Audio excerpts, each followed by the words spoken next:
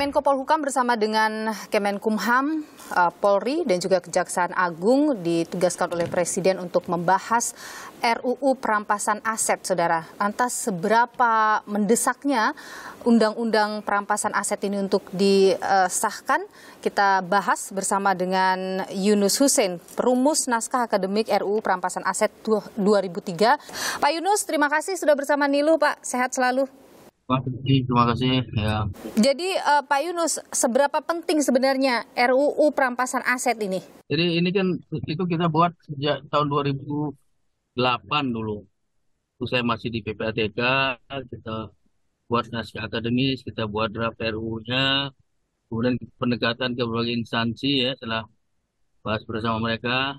Niatnya sih waktu itu bisa selesai, tapi ternyata sampai sekarang kan belum. Betapa pentingnya karena di dalam pencegahan pemberantasan pencucian uang kita kan melakukan pendekatan follow the money, mengejar aset dari hasil kejahatan itu. Undang-undang perampasan aset ini bisa memberi efek jera begitu baik kepada koruptor atau pelaku kejahatan keuangan lainnya? Bisa, karena motivasi manusia melakukan kejahatan itu mencari uang, mencari aset. Kalau asetnya dirampas, motifnya, niatnya jadi hilang, jadi berkurang gitu. Itu cara kerjanya. Selama ini negara banyak berat di ongkos dalam memberantas kejahatan, keluar uang terus, hasilnya sangat sedikit. Dan kalau misalnya dengan undang-undang perampasan aset bisa meminimalisir pengeluaran tadi? Bisa paling nggak melakukan, ada semacam kayak profit center lah gitu ya, ada hasil dari kejahatan itu dengan aset recovery ini, sehingga biaya yang tadi terlalu besar untuk menegakkan hukum bisa sedikit dikurangi. Coba bayangkan satu perkara saja itu, paling perkara besar itu bisa ratusan juta ya. Bahkan kasus Lukas NMB saya dengar itu miliaran mengeluarkan uang untuk satu kasus saja.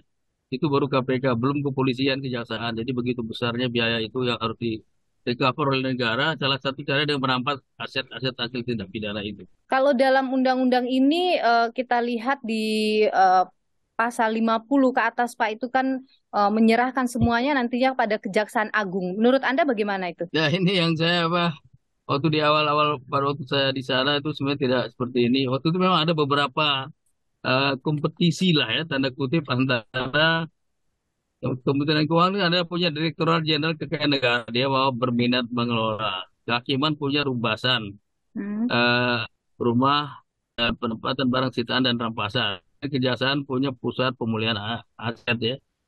Mereka semacam tanda kutip bersaing gitu. Bahkan ada usul untuk buat lembaga baru. Tapi akhirnya dalam draft ini mengarah kepada kejaksaan. Kalau proses dari awal sampai akhir hanya kejaksaan saja, itu harus ada check and recheck, ada check and balance, harus ada pengawasan yang baik. Kalau enggak nanti bisa abuse juga. Karena dari sudut governance, kalau dari awal sampai akhir dia yang mengurus, itu secara governance kurang bagus. Tapi kita ada beberapa hal udah kita masukkan untuk pengamanan supaya abuse itu jadi berkurang. Misalnya apa, Pak, untuk mengurangi abuse tadi? Ya misalnya mulai dari proses penyitaan, perampasan, nanti ada putusan pengadilan, kemudian nanti yang eksekusi, jaksa juga kan eksekutor. Kita minta semua dibuat dalam satu database yang online, di mana satu pusat itu database satu, nanti instansi yang lain itu, Rumbasan, kepolisian, kejaksaan, KPK, bisa memiliki akses dan bisa tahu secara transparan. Ini barang statusnya di mana, ada di mana, udah dieksekusi, udah dijual apa belum. Kalau sekarang kan nggak tahu sama sekali itu. Kejaksaan pegang apa, polisi pegang apa, KPK pegang apa, kita nggak tahu sama sekali, nggak ada yang saling mengetahui. Jadi meskipun misalnya dipusatkan di Kejaksaan Agung, tapi dengan sistem online itu semua pihak, semua lembaga bisa mengawasinya, begitu ya Pak ya? Punya akses. Jadi penegak hukum yang lain seperti kepolisian, kejaksaan, Rumbasan ya di bawah Kumham, Direktorat Jenderal Kekayaan Negara punya akses juga. Jadi dia tahu loh barang sitaan, rampas itu sekian gitu. Dan itu yang harus dimasukkan dalam RUU perampasan aset ya Pak ya? Iya, bukan hanya dimasukkan, harus dilaksanakan. Kalau enggak, tidak ada kontrol.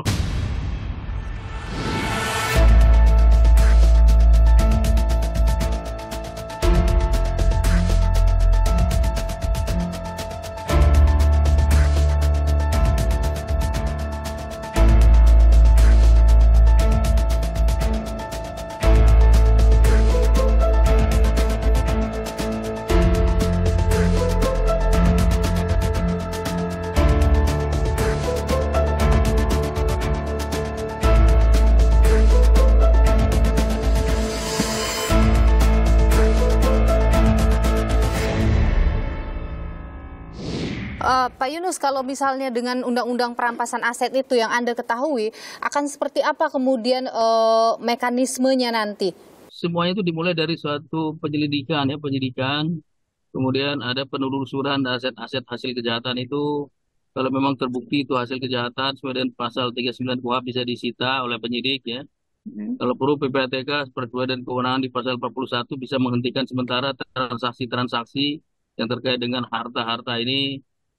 Kemudian setelah dilakukan pemberkasan, dibawalah ke pengadilan. Pada umumnya yang dapat dimohonkan itu adalah kalau si tersangkanya itu melarikan diri ya, buron, atau tersangkanya meninggal, atau tersangkanya tidak dapat dieksekusi.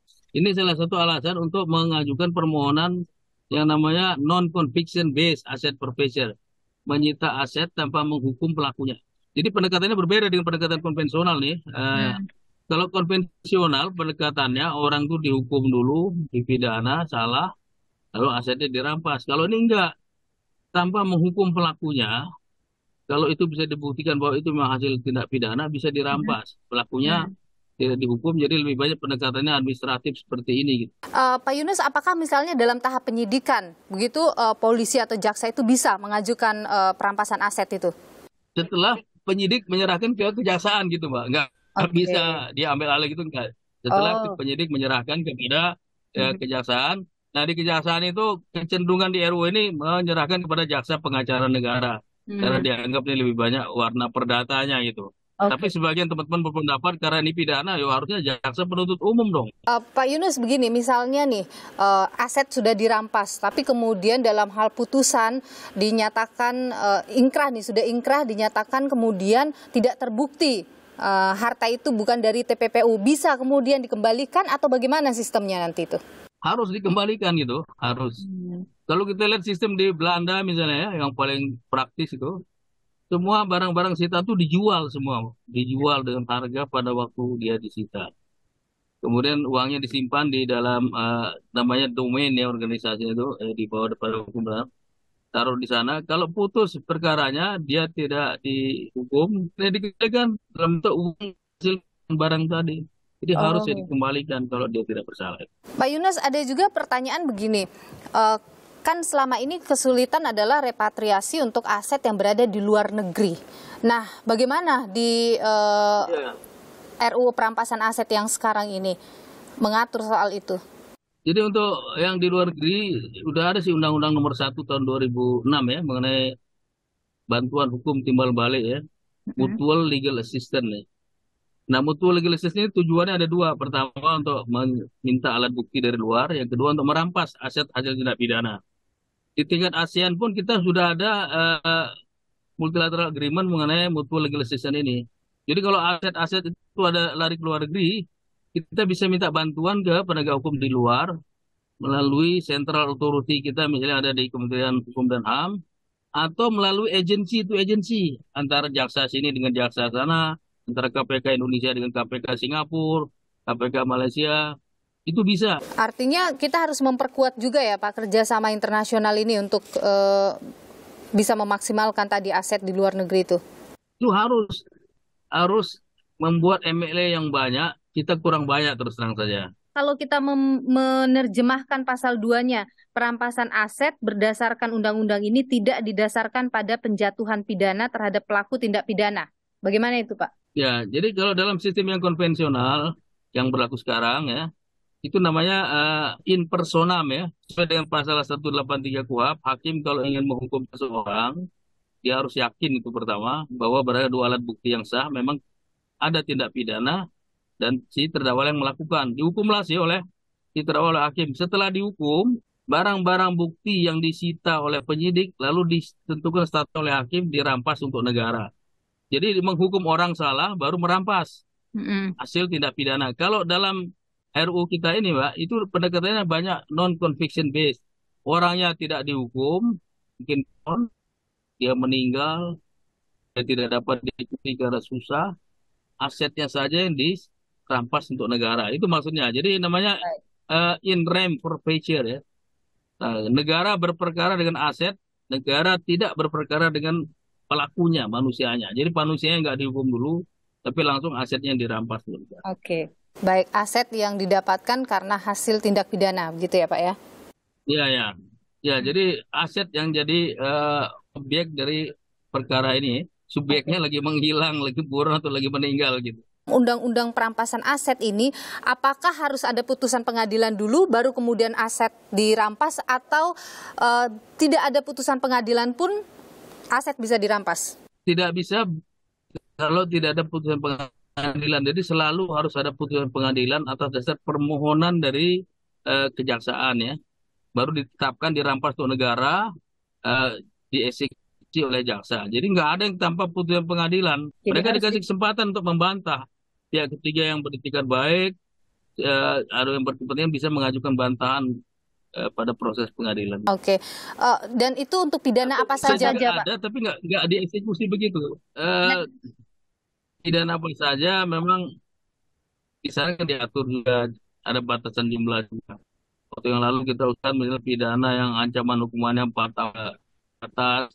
Karena menurut konvensi Palermo Convention ya, konvensi internasional itu dianggap serious crime, tidak pidana berat kalau 4 tahun. Kemudian jumlahnya kita batasi 100 juta waktu itu ya. Baik. Kenapa 100 juta ya? Jangan kecil-kecil, nanti yang disita misalnya dalam kasus narkotik banyak disita asbak-asbak, misalnya kalau buat apa kita barang-barang kecil ngerepotin gitu. Ada nilai yang signifikan lah gitu. Baik, baik. Pak Yunus Hussein, perumus naskah akademik RUU Perampasan Aset 2003. Terima kasih sudah berbagi pandangan di Niluh, Pak Yunus, sehat selalu.